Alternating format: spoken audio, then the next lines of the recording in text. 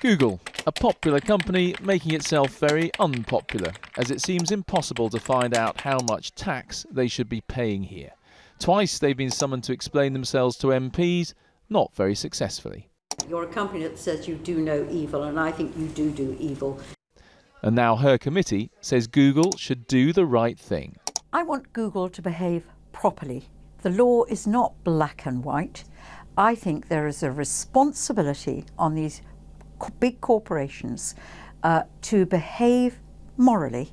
From 2006 to 2011, Google generated £11.5 billion of revenue in the UK. We don't know how much of that was profit on which they must pay tax.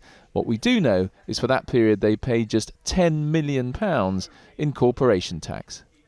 Last month, Google staged a big corporate day out in Hertfordshire. Their consistent message on tax, which was repeated today, has been they are just following the rules.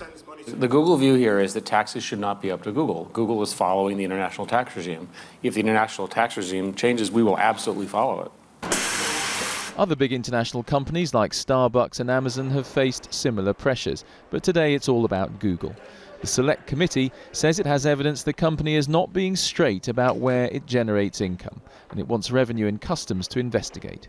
So will they? I can't talk about Google specifically, but we can only enforce the rules and collect the tax that is due under those rules. And that may not be the amount of tax that some people feel ought to be due under the rules. So the message from the companies and the taxman is the same. If we want them to pay more tax, we have to change the rules.